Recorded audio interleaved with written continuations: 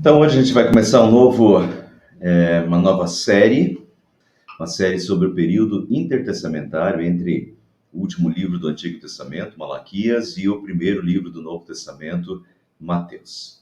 Então o profeta Malaquias é o último profeta do Antigo Testamento, viveu por volta de 430 anos antes de Cristo, e a pergunta então é o que aconteceu nesses 430 anos entre Malaquias, o último livro do Antigo Testamento, e Mateus, a vinda de Jesus, né? O primeiro livro do Novo Testamento. Então são 430 anos. Esse período é chamado de período intertestamentário, entre os testamentos, entre o Antigo Testamento e o Novo Testamento. Não há nenhum, então, profeta nesse período, mas eu vou mostrar para vocês que, embora não tenha um profeta específico que tenha vivido nesse período, esse período está bem profetizado pelo profeta Daniel. Eu vou mostrar isso bem, hoje é a introdução à série, e eu já vou mostrar para vocês como Daniel, o profeta Daniel, prevê, profetiza esse período até com muitos detalhes, né? Bem interessante. Mas isso a gente vai ver no decorrer do estudo. Então, o que aconteceu entre Malaquias e Mateus? É o período dos Macabeus. Na Bíblia, nas Bíblias católicas, aqui eu tenho uma delas, era a Bíblia da Silvia, né? E nas Bíblias católicas, nós temos aí os livros que a gente chama de apócrifos ou deuterocanônicos. A gente vai falar um pouquinho sobre isso no decorrer da série, tá? Mas dois dos livros são Primeiro e Segundo Macabeus. E Primeiro e Segundo Macabeus são livros que Martinho Lutero não colocou entre os livros bíblicos em si, os livros considerados inspirados, mas colocou numa seção à parte, como livros de conhecimento histórico. Ele colocou todos esses livros apócrifos, ou uma parte deles. E não só Martinho Lutero, Calvino e as primeiras Bíblias calvinistas, holandesas, elas também têm os livros apócrifos lá numa seção à parte. Inclusive, eu comentei isso no estudo bíblico aqui, no ano passado, e a Iene tinha lá uma relíquia deixada pelo pai dela, ou pelo avô dela, de uma das primeiras edições da Bíblia holandesa, e essa Bíblia está lá na Holanda com parentes, e ela pediu para tirar uma foto. Eu tenho até a foto né? Realmente tem lá uma seção dos livros apócrifos, né? É uma seção à parte, mas então esses livros são interessantes. Eles não são considerados inspirados por Deus, mas eles são livros históricos de conhecimento muito interessante. Macabeus, principalmente. Macabeus deveria ser leitura obrigatória, tá? Então vamos conversar um pouquinho mais sobre esse período dos Macabeus e sobre os livros dos Macabeus, assim como também sobre a origem dos saduceus, fariseus e zelotes. No Novo Testamento a gente vai ver lá que Jesus se confronta volta e meia com os fariseus, com os saduceus, é perseguido por eles, né? E tem confrontos, os zelotes, aparece na Bíblia também. Mas vocês lembram onde, eu já lembro de ter visto isso no Antigo Testamento, falar sobre os fariseus no Antigo Testamento? Sobre os saduceus no Antigo Testamento? Não se acha. Não acha o termo fariseus no Antigo Testamento, o termo saduceus, ou essa classe de pessoas no Antigo Testamento. Os fariseus, os saduceus e os zelotes, eles surgiram nesses 400 anos do período intertestamentário, porque foi um período de turbulências que gerou a formação desses grupos, os fariseus, os saduceus e os zelotes. Então vamos ver isso nessa série também. Vamos conversar um pouquinho sobre os livros apócrifos do Antigo Testamento, porque vários deles são justamente desse período, a começar por Macabeus, né, que tem primeiro e segundo Macabeus. E é desse período, assim como outros livros apócrifos são desse período, desses 400 anos. E a gente vai conversar um pouquinho sobre esses livros apócrifos, deuterocanônicos. E também sobre a origem dos essênios e os manuscritos do Mar Morto, que também são desse período. Há muitas suposições de que João Batista fosse um essênio, e no Mar Morto foram descobertos aí em 1954 vários manuscritos bíblicos importantes, né? E que muitos deles falam desse período aí, do período intertestamentário. Então vocês veem que é um período rico. São 400 anos que não tem profeta, mas está coberto pelas profecias de Daniel, e um período muito rico e muito interessante de ser estudado, até com implicações do Novo Testamento. E esse é o propósito de a gente estudar ele hoje. Hoje e nos próximos, né? A gente não vai conseguir esgotar num estudo só. A previsão é de 5 a 6 estudos para a gente ver todo esse material. Então vamos começar pela ligação entre Daniel, o livro, né, de Daniel, e o período intertestamentário. Muitas das visões, das profecias de Daniel se cumprem justamente no período intertestamentário. Daniel, eu pretendo estudar, talvez até esse ano ainda, pretendo estudar o livro de Daniel.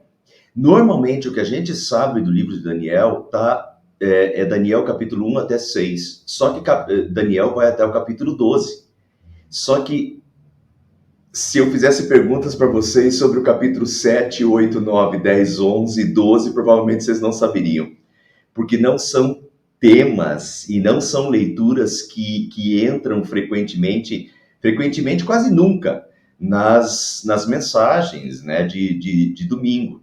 São textos proféticos, muitos desses textos acham eco no Apocalipse, tanto que Daniel é considerado um livro apocalíptico do Antigo Testamento. Muitas das coisas de Daniel a gente vai achar em Apocalipse, no Novo Testamento, novamente. A linguagem é muito similar. Até para entender o Apocalipse, você tem que entender Daniel, porque né, se fundem e a linguagem se repete. Mas então, muitas das visões das profecias de Daniel se cumprem justamente no período intertestamentário, e tem algumas que ainda estão por se cumprir. A começar pelo capítulo 2, por exemplo, de Daniel, quando Nabucodonosor tem aquele sonho e Daniel vai interpretar o sonho do rei. É muito interessante porque o Nabucodonosor, ele não contou o sonho. Ele chamou os sábios da Babilônia e disse: eu quero, para que ninguém me engane, eu quero que vocês me digam o que eu sonhei. E daí eles disseram: não, senhor, isso é impossível, né? Alguém dizer para você o que você sonhou, diga-nos o teu sonho que a gente interpreta. E era justamente o que ele não queria, porque ele achava que o pessoal estava enrolando ele. Então ele disse: não, vocês têm que me contar o que eu sonhei. Então Daniel chega lá e conta para o rei Nabucodonosor o que ele tinha sonhado e então dá a interpretação divina do sonho. E a interpretação divina do sonho, ele sonhou com uma estátua cuja cabeça era de ouro, o peito e os braços de prata, a cintura, né, era de bronze, as pernas eram de ferro e os dedos de parte de ferro, parte de barro. E a interpretação divina de Daniel, e divina de fato, porque não tem como Daniel saber disso, a interpretação que Deus mandou que Daniel comunicasse ao rei Nabucodonosor foi que tu, Nabucodonosor, é a cabeça de ouro. Quer dizer, começa pelo primeiro reino, que é o reino babilônico, o reino de Nabucodonosor. E aqui nós temos o reino babilônico, né, a abrangência do reino babilônico. Depois, Daniel continua: depois de ti surgirá um outro reino, e depois vem o reino persa, né, Medo-Persa. Eu já vou mostrar isso um pouquinho para vocês. Aqui já tem um pouquinho de uma visão do Império Medo-Persa. Se discute até se o Império Medo-Persa não foi um dos maiores do mundo, né, em extensão geográfica, mas era um reino bem extenso. O terceiro, que é a cintura de bronze, Em seguida surgirá um terceiro reino, o reino de bronze, que governará toda a terra. Veja que agora ele já acrescenta toda a terra. E aqui nós temos o reino grego, né, macedônio, com Alexandre o Grande, que Alexandre o Grande expande até a Índia o reinado. De novo, é considerado um dos maiores reinados de todas as épocas, porque ele expande até a Índia. E de uma forma muito rápida, em 13 anos ele chegou até a Índia, né? E o quarto reino, finalmente haverá um quarto reino, forte como o ferro, ele destruirá e quebrará todos os outros. Esse é o Império Romano, né? Inclusive é bem interessante essa parte. Como nós vamos estudar Daniel para frente, eu vou deixar para falar isso na frente, mas é bem interessante que quando Daniel está falando isso, ele fala que nessa época o Deus dos céus estabelecerá um reino que jamais será destruído e que nunca será dominado por nenhum outro povo. E um reino que jamais será destruído. Isso não se aplica a nenhum reino humano, e foi justamente no Império Romano que veio Jesus, né? Agora, se vocês então notem aqui esses quatro reinos, o Império Medo-Persa, nós temos então o período interbíblico de 430 a.C. até a vinda de Cristo, até o ano zero, né, 430 até zero, e nós temos aqui o Reino Persa, já entrando no Império, no período interbíblico, que é 331, o Império Grego bem no meio desse período, e vai ter tudo a ver com esse período, o Império Grego, o período intertestamentário, e já pegando o Império Romano a partir de 168 a.C. Então, as visões de Daniel estão totalmente dentro desse período, desses 400 anos, essa visão que Nabucodonosor tem, e Deus faz Nabucodonosor ter esse sonho para ser interpretado. Então, Deus já dá uma interpretação e Deus já adianta esses reinados. E aqui está o Império Romano, né? Império Romano bem, muito vasto. E não entra só no capítulo 2, no capítulo 7 de Daniel vai voltar novamente, capítulo 7, capítulo 8, vou mostrar bastante o capítulo 8 de Daniel para vocês hoje aqui, mas então, enquanto no capítulo 2 entra aquela estátua, no capítulo 7 já esses reinados são descritos através de animais. A cabeça de ouro do capítulo 2 é o leão, né? O Império Babilônico é o leão no capítulo 7. O Império Medo-Persa, que é a prata lá, o peitoral de prata na estátua, é o urso com 3 costelas na boca no capítulo 7, simbolizando aí as três cidades-chaves conquistadas pelo Império Medo-Persa para assimilar o reinado, que foram a Lídia, o Egito e a Babilônia. Depois vem o Império Grego, que é descrito no capítulo 7 como um leopardo, que é o animal tido como o animal mais rápido do mundo. E esse leopardo aparece, Alexandre o Grande, né? Em 13 anos conquistou tudo até a Índia. É a rapidez do leopardo. Com 4 cabeças, que vão ser os 4 generais, para quem Alexandre vai acabar, quando ele morre, fica com esses 4 generais, por essas 4 cabeças. E por fim, o Império Romano entra lá no capítulo 7 como essa besta, que vai entrar no Apocalipse também, essa besta de esse monstro com 10 chifres, né? Então, esses 4 animais. Deixa eu frisar isso aqui agora para a gente começar a entender o período intertestamentário. O Império Ciro o Grande, imperador da Pérsia, permitiu que os judeus voltassem e deu condições para que reconstruísse Jerusalém e o templo. Vamos lembrar? Nabucodonosor tinha exilado os judeus, levado os judeus para a Babilônia. Em 587, Nabucodonosor deporta os judeus para a Babilônia. O templo fica vira um matagal, né? Não sobra ali praticamente população e tudo ali fica abandonado. O templo do Senhor fica abandonado e saqueado e tudo. Então isso foi em 587 no Império Babilônico. O Império Medo-Persa, Ciro o Grande, ele permite que os judeus retornem. Em 535, ele permite que os judeus retornem para Jerusalém, para que reconstruam os muros. Aí a gente tem o período de Neemias, né? O período de Esdras, de Neemias, que os judeus estão voltando, reconstruindo os muros, reconstruindo o templo lá, né? Que daí vem já com Zacarias, por exemplo, a reconstrução do templo também. Mas esse é o período persa. Então, o período Ciro, o grande imperador persa, permitiu que os judeus voltassem e deu condições para que eles reconstruíssem até Jerusalém e o templo. Os seus sucessores também mostraram tolerância religiosa para com os povos conquistados. Então, o Império Medo-Persa foi um império que mostrou tolerância religiosa. Até permitiu que os judeus voltassem, deu condições para eles reconstruir o templo e os muros de Jerusalém. Gravem isso. Próximo, Alexandre o Grande, né, Império Grego. Então, Alexandre o Grande, imperador da Grécia, 332, promoveu a helenização. O que é a helenização? Helenização vem de grego, né, de Grécia, grego. Então, a helenização era a predominância da língua e da cultura grega entre os conquistados. Não só Alexandre o Grande, mas também depois os generais que ficam. A helenização, o processo de helenização continua. Esse foi um problema até enfrentado e que deu muito problema depois no período intertestamentário.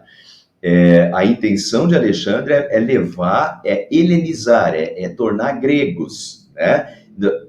Levar a cultura grega, a língua grega, a cultura grega para todo o império.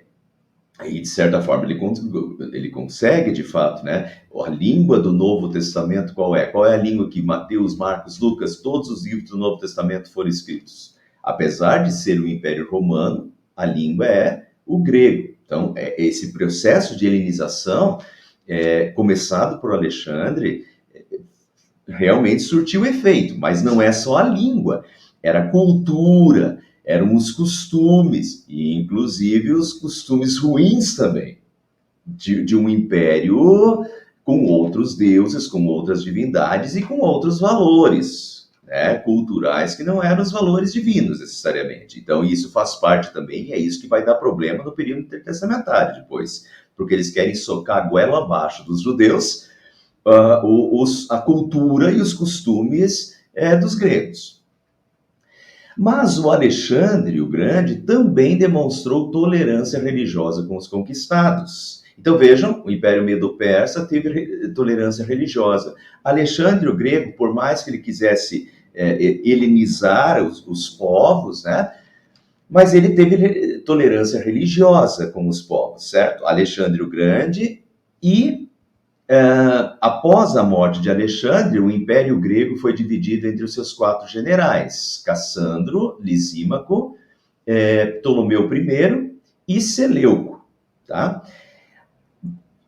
Frisem esses 4 aí, né? Esses 4, por isso que o leopardo aparece com 4 cabeças. A Judéia, então a Judéia fica aqui nós temos o Egito, o delta do Nilo, né? E a Judéia está aqui. A Judéia ficou sob o domínio de Ptolomeu I. Ele também manteve a tolerância religiosa.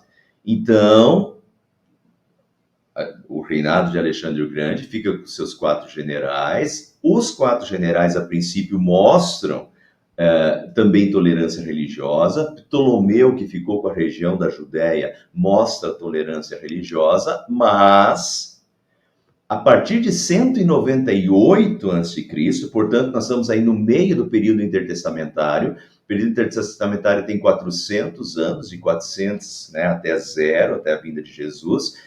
Justamente na metade desse período, em 198 a.C., os Seleucidas, descendentes de Seleuco, dominaram a Judéia. Então, Seleuco era um dos 4 generais.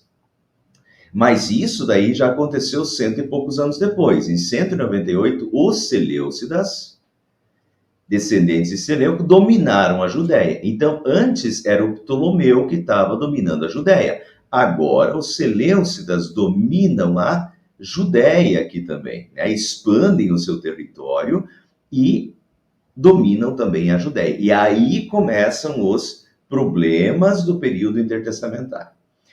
Ao contrário dos impérios anteriores e dos outros reis do Império Grego-Macedônio, os Seleucidas, né, justamente esses daqui, se opuseram violentamente à religião dos judeus e a proibiram. Então, vamos lembrar? Império Medo-Persa, tolerância religiosa. Império Grego, no início com Alexandre, tolerância religiosa. Com os 4 generais, no início, tolerância religiosa. Mas a partir de 198 a.C., começa os Seleucidas se opuseram violentamente à religião dos judeus e proibiram a religião judaica. E o ápice da oposição se deu com Antíoco IV Epifânio, que governou entre 175 e 164 antes de Cristo. Essa época de perseguição do povo de Deus, bem como a ascendência ao trono do Antíoco IV Epifânio, também foram detalhadamente profetizadas por Deus e constam nas profecias de Daniel. E agora eu quero mostrar isso para vocês. Aqui nós estamos chegando nesse pano de fundo histórico para entender esse período histórico do período intertestamentário. Inclusive, entendo isso aqui, pessoal, para entender a origem dos fariseus, a origem dos saduceus e a origem dos zelotes, tá? Esses grupos surgem em oposição a isso daqui. E é nessa atmosfera de revolta, de perseguição, que surgem esses grupos. Mas vamos lá. Então, essa época aqui também está totalmente profetizada por Daniel. Eu vou ler Daniel agora para vocês e vou mostrar como isso se cumpre nesse Império Seleucida, e principalmente concentrado no chamado Anticristo do Antigo Testamento, que é esse rei Antíoco IV Epifânio. Daniel capítulo 8, versículos 5 a 8 diz: eu estava pensando nisso, Daniel agora tem visões, eu estava pensando nisso quando vi um bode que vinha do oeste, correndo tão depressa que as suas patas nem tocavam ao chão, ele quase vinha voando, é rápido. Ele tinha um chifre só, bem grande, que ficava entre os olhos. E essa profecia aqui é a rapidez com que Alexandre, em 13 anos, executou as suas conquistas. Esse bode que corre tão depressa que as suas patas não chegam nem a tocar o chão. É a rapidez esse reinado de Alexandre o Grande. É simplesmente fantástico. Eu estou assistindo uma série na Netflix sobre Alexandre o Grande. É histórico isso, é fantástico o que ele fez. Em 13 anos, pegar um reino pequeno, praticamente insignificante, e tornar ele um dos maiores reinados de todas as épocas, né, levando até a Índia em 13 anos. É fabuloso. Então, Alexandre, a rapidez com que Alexandre, em 13 anos, executou suas conquistas, inclusive o Império Medo-Persa. Então, esse bode, com um chifre só, que é Alexandre, ele agora vai derrotar o carneiro com 2 chifres, Império Medo-Persa. Ele correu até o lugar onde estava o carneiro e o atacou com toda a força. Eu vi o bode furioso atacar o carneiro e quebrar os 2 chifres dele, pois o carneiro não tinha força para se defender. E Alexandre, né, deu com tudo no Império Medo-Persa e derrotou e foi em frente até a Índia, né? Não levou em consideração mais ninguém. Mas então essa força, né, desse império. E ele ficou ainda mais poderoso, mas quando o seu poder chegou ao máximo, o seu chifre foi quebrado. Alexandre morreu. Alguns acham que foi de tifo, outros acham que foi de malária, perto da Índia, né? Mas de repente, Alexandre, eu acho que, se não me engano, tinha 33 anos, uma coisa assim, bem novo, né? Mas, de repente, está na ascensão, em 13 anos, conquista, vai até a Índia, está na ascensão e morre de repente, né? Com 33 anos, super jovem. Então, de repente, o chifre foi quebrado. E em lugar dele nasceram 4 chifres compridos, que cresciam para o norte, sul, leste e oeste, que são os 4 generais que ficaram com o reinado, que dividiram o reinado de Alexandre. Olha aí, isso aqui é a profecia de Daniel, não tô falando de história agora, estou lendo a profecia de Daniel. Daniel 8, 20 a 27, depois explica, porque Daniel fica inquieto e ele não está entendendo isso. Claro que não está entendendo, porque esses reinados são 300, 500 anos depois dele. Então Daniel fica inquieto e Deus explica a visão. E Deus diz: o carneiro com 2 chifres que você viu representa os reinos da Média e da Pérsia. Veja que Deus dá nome aos bois. Tá? Não é interpretação aqui. Deus mesmo diz qual é esse império. O império com 2 chifres, o carneiro, é o império Medo-Persa. O bode é o rei da Grécia. E o seu chifre grande é o primeiro rei desse país, Alexandre. Ou seja, não é que a gente fique lucubrando historicamente quem é. Não, Deus explica, Deus já deixa claro isso para Daniel. Quem é quem? Então, o Império Medo-Persa foi de 539 até 359. Então, o Império Medo-Persa já entra no período intertestamentário. E depois vem o Império Grego, de 359 até 168. Então, o Império Grego está no centro do período intertestamentário desses 400 anos, de 359 até 168. E depois vem o Império Romano, né, que é o império depois que Jesus vai nascer no Império Romano. Então, de novo, essa continuação. E esse é o período profetizado por Daniel, profetizado por Deus através de Daniel. Então, esse período intertestamentário está completamente previsto nas profecias previsto, mapeado, com nome dado aos bois, né? Com 300 anos praticamente de antecedência, 500 anos de antecedência, Deus já profetiza os próximos reinos, né? Continuando, Deus explicando a visão. Os 4 chifres que nasceram quando o primeiro chifre foi quebrado, o primeiro chifre então era Alexandre, os 4 chifres que nasceram quando o primeiro chifre foi quebrado, representam os 4 reinos em que o país será dividido. Mas esses reinos não serão tão poderosos como o primeiro. De fato, não foram, os generais não foram tão bem-sucedidos assim. Lisímaco, Cassandro, Ptolomeu e Seleuco. Agora vem, pessoal, profecia de Daniel, capítulo 8. De um desses chifres, 4 chifres, de um desses chifres nasceu um pequeno chifre que foi crescendo e se estendendo para o sul, para o leste e para a terra prometida. E esse é Seleuco. E Seleuco, então, ele amplia, se a gente pegasse o mapa anterior, o Seleuco, o Império Seleucida, ele amplia muito os horizontes do Império, né? Ele vai pegando outras regiões.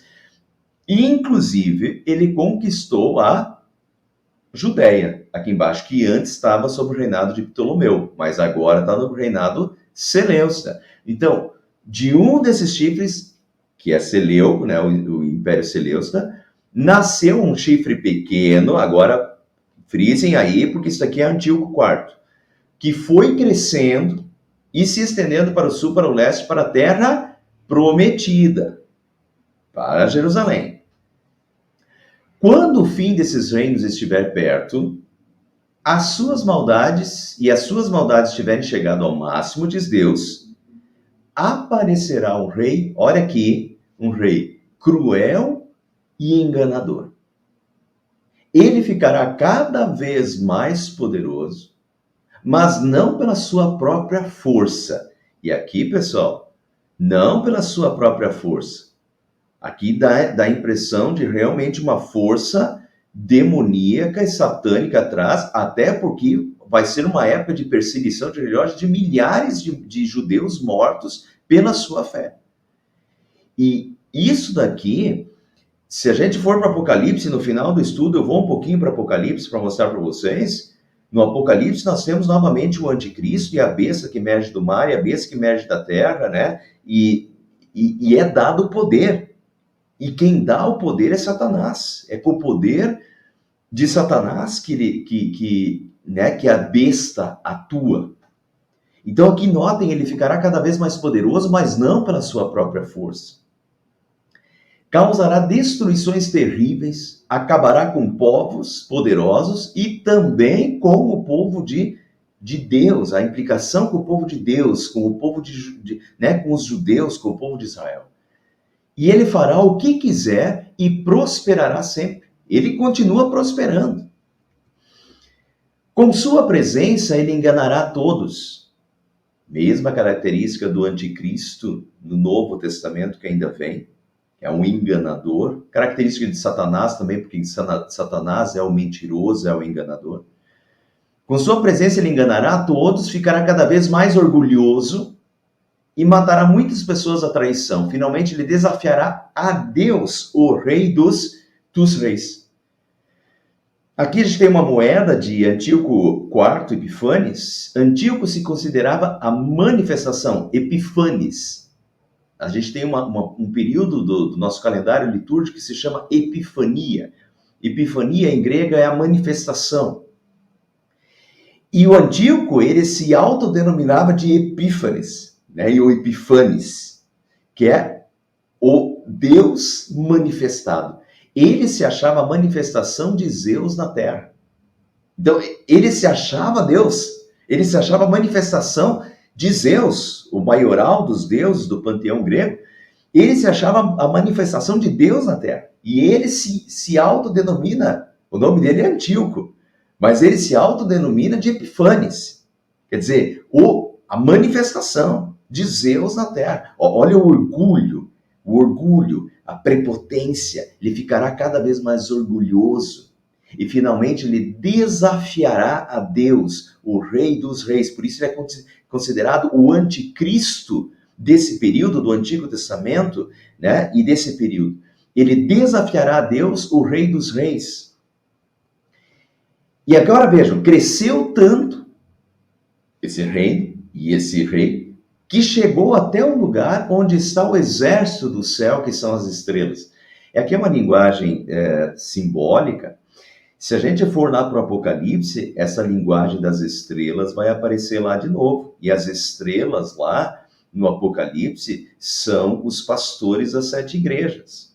E o exército do céu aqui são os anjos, porque está na terra. É a igreja, é o povo de Deus. Tá? Então, vejam que antes ele disse que o Império Seleusta se tornou maior e chegou até a Terra Prometida. E agora ele está dizendo que cresceu tanto que chegou até o exército do céu, quer dizer, chegou no povo de Deus, que são as estrelas, a luz do mundo.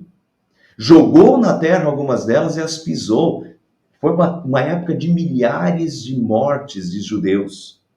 Chegou até a desafiar o comandante desse exército. E o comandante desse exército, no texto, é o próprio Deus. É Deus quem comanda o exército. E aqui eu já vou começar a mostrar para vocês, pessoal, porque antes ele falou que ele desafiará a Deus, o Rei dos Reis, porque ele se considera a manifestação de Zeus na terra. Então ele desafiará a Deus e desafia o comandante do exército, desafia Deus. O que o Antíoco fez? Mandou colocar uma estátua de Zeus no templo de Deus. Né? Isso até hoje é lembrado, né? Os judeus lembram da purificação do templo, porque o que foi feito no templo, essa época aqui, eu vou mostrar para vocês, foi assombroso. Mas então, o Antíoco mandou colocar uma estátua de Zeus no templo. Ele mandou dedicar o templo a Júpiter. O rei mandou forçar os judeus a abandonar as leis de seus pais para não se governarem mais segundo as leis de Deus. Mandou profanar o santuário de Jerusalém e dedicá-lo a Júpiter. E agora comecem a ver aqui aonde está escrito isso. Segundo Macabeus, capítulo 6, versículo 1 e 2. Macabeus é o livro histórico desse período que está contando o que aconteceu nesse período interbíblico. E nessa época aqui. E o que aconteceu? Que o rei mandou forçar os judeus a abandonar as leis de seus pais, as leis religiosas, as leis bíblicas, para não se governarem mais segundo as leis de Deus. Ele não quer que o povo mais seja governado pelas leis de Deus. Mandou profanar o santuário de Jerusalém e dedicá-lo a Júpiter. O que é essa profanação do santuário? Primeiro, dedicou ele para Júpiter, colocou a estátua de Zeus lá no meio e ainda profanou o santuário. Vamos ver agora. acabou com os sacrifícios diários, porque o templo tinha aqueles sacrifícios de manhã e de noite, o sacrifício dos animais, né, com o sangue queimando os animais, como Deus havia mandado em Êxodo e Levítico. O Antíoco mandou acabar com tudo, acabou com os sacrifícios diários que eram oferecidos a esse comandante, que é Deus, e deixou o seu templo todo estragado. E em vez do sacrifício diário, foi apresentada uma oferta nojenta, diz aqui. Oferta nojenta, Antíoco mandou sacrificar porcos que eram animais imundos, considerados na lei judaica. Deus tinha proibido o seu povo de comer porcos no Antigo Testamento, era considerado um animal imundo. Então um judeu jamais comeria um porco, e muito menos sacrificar um porco, que é um animal imundo, no altar dos sacrifícios de Deus. Mas Antíoco faz isso para afrontar. Então Antíoco mandou sacrificar porcos no altar dos sacrifícios e ordenou que os sacerdotes oferecessem sacrifícios a deuses pagãos. Uma afronta, uma obrigação, é um ir contra Deus e contra o povo de Deus, é o anticristo, né? Essa foi a oferta nojenta, estraga o templo, né? Acaba com os sacrifícios diários. O escárnio com o templo, a gente vê em 2 Macabeus 6,4, diz: os pagãos encheram o templo de devassidão e orgias, divertindo-se com as cortesãs, tendo relações com mulheres dos recintos sagrados do templo. O templo tinha câmeras sagradas onde eram guardadas as coisas do templo. E eles tinham relações com mulheres nos recintos sagrados.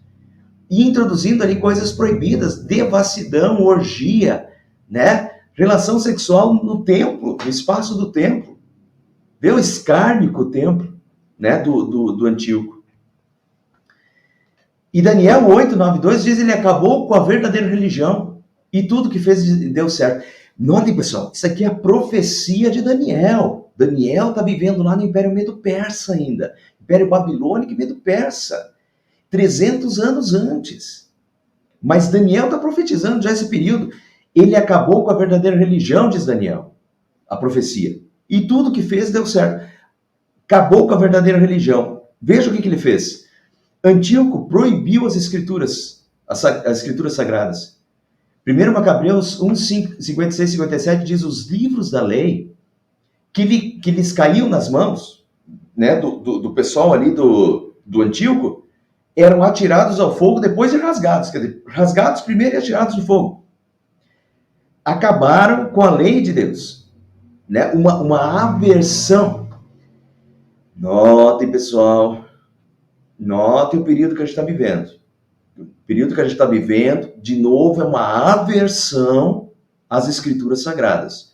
Antes, era tipo um tanto faz quanto fez. Agora já não.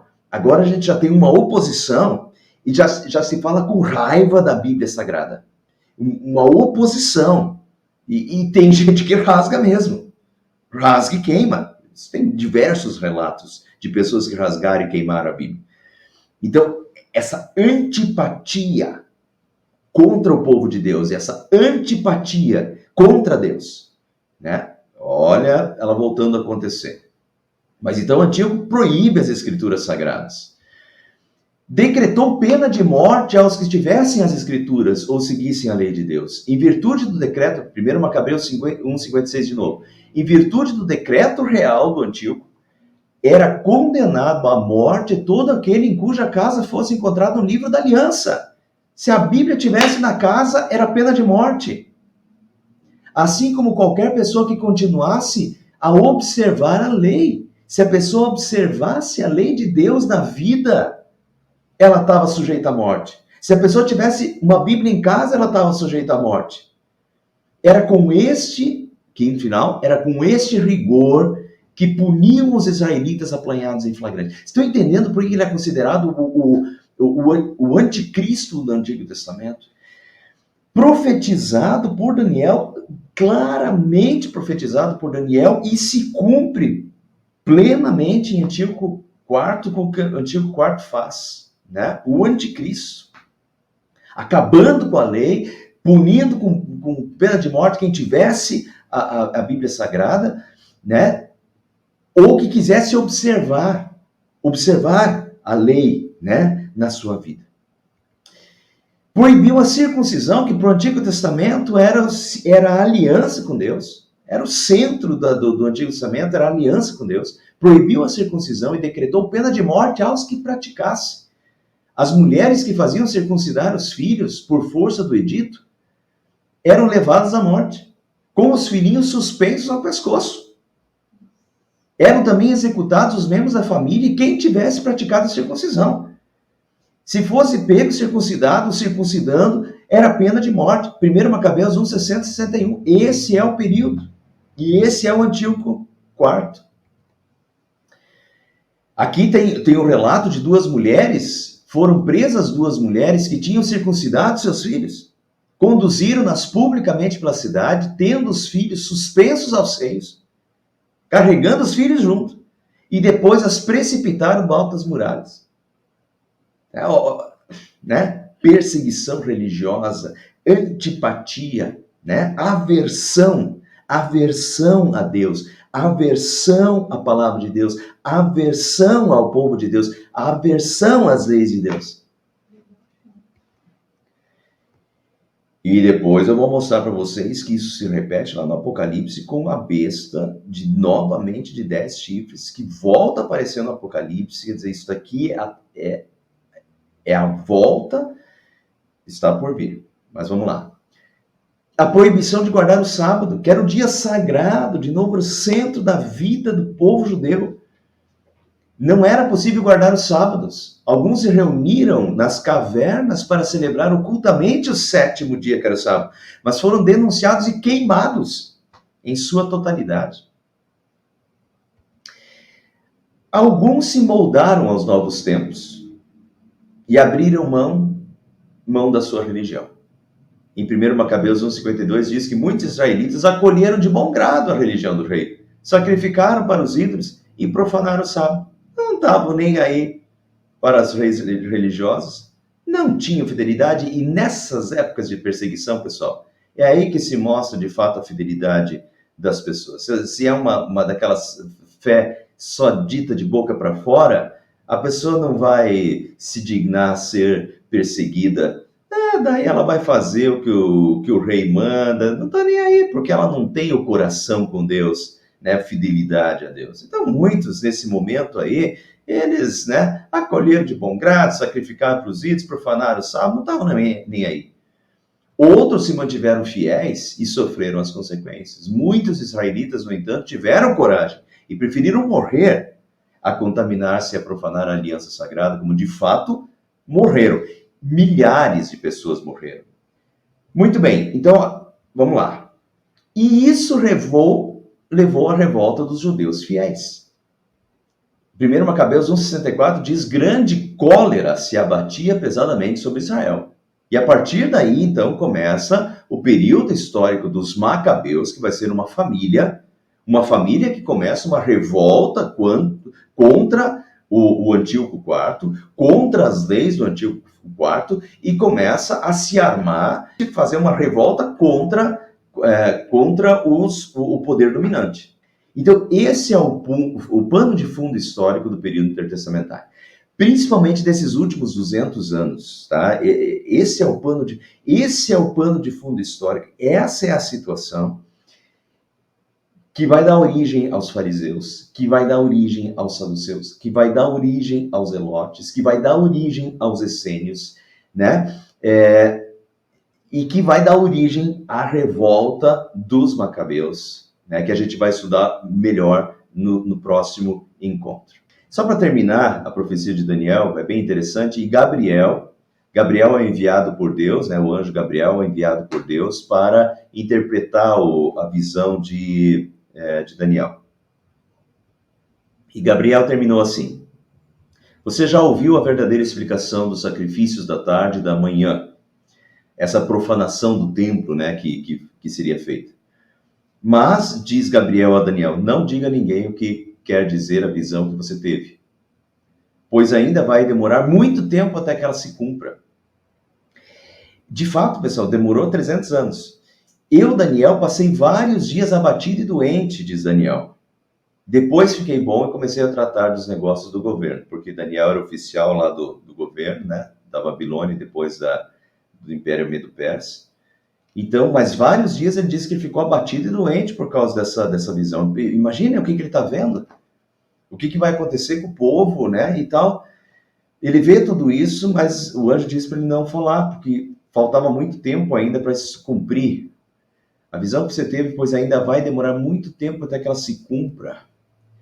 Mas, diz Daniel, continuei muito preocupado com a visão, pois não conseguia entendê-la plenamente. Porque, veja, imaginem, Deus já disse, Deus já deu nome aos bois, e Deus já disse do Império Medo-Persa, e daí vai chegar um carneiro, que é o Império Grego, e vai derrotar, e vai vir esses 4 chifres. Então, muitas dessas coisas Daniel ainda não conseguia ver, e são coisas muito na frente ainda para Daniel. Daniel escreve isso, e que bom, Daniel escreve isso, ele não entende tudo isso, mas Daniel escreve isso tudo, e depois se cumpriu perfeitamente, tanto que quando acontece, os judeus recorrem às profecias de Daniel e veem as profecias de Daniel se cumprindo. Então, Daniel morreu por volta do ano 536 a.C., e Antíoco IV reinou entre 175 a 164. Portanto, Daniel profetizou Antíoco IV com 361 anos antes, né? Por isso, Daniel não consegue entender tudo o que Deus está revelando para ele. Mas quando nós hoje já conseguimos ver perfeitamente tudo que Deus realmente estava profetizando através de Daniel, né? Com 361 anos de antecedência e muito mais, porque daí tem coisas em Daniel que se cumprem em Cristo, com 500 anos de antecedência, e tem coisas que vão aparecer no Apocalipse de novo. E só para... Então, eu falei para vocês que essa linguagem de Daniel, ela volta a acontecer no Apocalipse, muito da linguagem de Daniel volta a aparecer no Apocalipse. Mas então vamos pegar essa questão do anticristo no Apocalipse, principalmente Apocalipse capítulo 13. Depois vi um monstro que subia do mar. Ele tinha 10 chifres e 7 cabeças, uma coroa em cada um dos chifres e nomes que eram blasfêmias, né, um falar contra Deus, escritos nas cabeças. Foi permitido ao monstro se gabar de sua autoridade. Novamente, o orgulho, a prepotência, a arrogância é característica do anticristo, tanto no Antigo Testamento com Antíoco, e de novo isso aparece em Apocalipse, assim como aparece em Tessalonicenses também, que também fala do anticristo. Mas uma arrogância de se considerar... Veja que o Antíoco se considerava Zeus, a manifestação de Zeus. E diz o que dá a entender no anticristo do Apocalipse e também de Tessalonicenses, onde é descrito, novamente é uma pessoa tão arrogante e prepotente que se acha Deus, entende? Pode até não crer em Deus, mas ele se comporta como se fosse Deus, né? A manifestação da verdade. Foi permitido ao monstro se gabar de sua autoridade, dizer blasfêmias. Foi permitido. Deus vai permitir isso. Apocalipse capítulo 20, a gente vai ver que o diabo está em correntes. Em correntes significa que ele tem um cachorro que está, um preso que está acorrentado, ele consegue se locomover. Mas ele consegue se locomover até um certo ponto, até o ponto que Deus permite, mas Deus vai permitir. Como Deus permitiu que Antíoco IV governasse e fizesse o que ele fez até um certo ponto, até que Deus realmente pôs um ponto final, né? E assim vai ser com o anticristo no Novo Testamento, novamente, em que ele vai ter liberdade durante um certo tempo. Foi permitido ao monstro se gabar de sua autoridade, dizer blasfêmias contra Deus. E ele recebeu a autoridade para agir durante 42 meses. Durante 42 meses, com a linguagem de Daniel. Daniel já aparece 42 meses. 42 meses é a mesma coisa que 3 anos e meio. 3 anos e meio que é a metade de 7, que é a mesma coisa que 1260 dias. Essa linguagem é uma linguagem de Daniel que aparece novamente no Apocalipse, por isso eu digo que as coisas estão entrelaçadas, Daniel, literatura apocalíptica, Apocalipse no Novo Testamento, esses dois livros caminham muito juntos. E então, Tem coisas que já se cumpriram, tem coisas de Daniel que ainda estão por se cumprir e são repetidas no Apocalipse. Ele começou a blasfemar contra Deus, isso é a besta, é futuro. Começou a blasfemar contra Deus, contra o nome de Deus, contra o lugar onde ele mora e contra todos os que vivem no céu. Então, novamente, é uma oposição, é um antagonismo contra Deus. Foi permitido que ele lutasse contra o povo de Deus e o vencesse. E o vencesse. Então, pessoal, quando o anticristo chegar, e eu já expliquei isso em estudos, acho que no ano passado, retrasado, então tá lá na nossa biblioteca do YouTube, quem quiser pega lá, Apocalipse, tá lá na nosso canal do YouTube, tá lá, pega lá na playlist de Apocalipse, você vai ter lá o estudo sobre o capítulo 13, a besta que emerge do mar e a besta que emerge da terra. Mas isso tem tudo a ver com confluência de poderes filosóficos, políticos, uma confluência de poder filosófico e político e religioso junto, anticristão. Tá? Mas poder político junto, que é a máquina operando a favor do anticristo. A máquina de poder operando junto com uma filosofia anticristã. Filosofia anticristã junto com a máquina do poder anticristão, né? E isso dá força.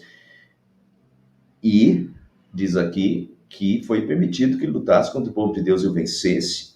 Então, cuidado, essa questão assim de que não vai acontecer. Já aconteceu. Antíoco IV, Deus permitiu. Chega um ponto que Deus liberta. Chega um ponto que que Deus coloca um ponto final no poder do mal. E vai chegar a esse ponto. O Apocalipse é o livro da vitória. É o livro da vitória de Cristo. A vitória vai acontecer. Mas a vitória é a vitória final. Isso não quer dizer que não vai ter derrotas antes. O Antíoco teve derrotas. Teve lutas, o povo de Deus, milhares morreram. O Apocalipse vai falar do sangue, do cálice de Deus que está cheio do sangue dos mártires. Então, vai ter morte. E o povo de Deus vai ser conquistado por esse anticristo e por esse poder. E vai sofrer muito. Vai ser uma época muito complicada.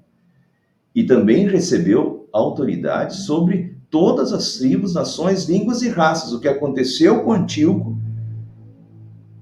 o poder de Antíoco sobre os judeus, sobre o povo de Deus no Antigo Testamento, o que está no Apocalipse vai chegar um momento que o anticristo vai se revelar e vai receber autoridade sobre tribos, nações, línguas e raças, e vai vencer e prevalecer sobre os cristãos. Isso não quer dizer que ele vai ter a vitória.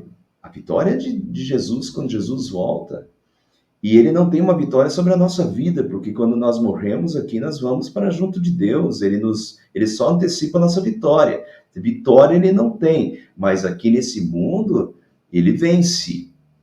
Lutasse contra o povo de Deus e o vencesse. Então, o que acontece? Antíoco IV, no período intertestamentário, profetizado por Daniel, o anticristo profetizado por Daniel, tem tudo a ver, inclusive com linguagem, que é repetida no Apocalipse para falar do maior anticristo, do anticristo ainda maior, que ainda vem na época do fim, que se levanta contra a igreja, que domina as nações e que até vence o povo de Deus transitoriamente, assim como o Antíoco venceu durante um tempo, até que Deus volta e dá a vitória final ao seu povo.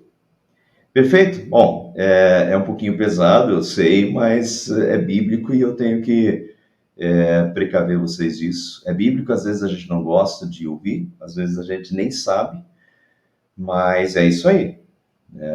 Quando a gente pega lá, então tem tudo a ver o Apocalipse com o período intertestamentário. Vamos ficar por aqui hoje, então fica aí o nosso convite para semana que vem a gente vai continuar, semana que vem a gente vai pegar bastante esse período dos Macabeus, que é o período do povo de Deus. Tem festas dos Macabeus, como Hanukkah, que até hoje é uma festa da purificação do templo, a purificação que foi necessária nesse período aqui da profanação do templo, do antigo quarto. Até hoje é uma festa muito importante para os judeus até hoje, celebrada. O Hanukkah, a festa das luzes, que é uma festa da purificação do templo. Vou falar sobre isso na semana que vem. E continue aí conosco na série também, né? E pelo menos em 4, 5 estudos, a gente vai ter muito material aí sobre esse período intertestamentário.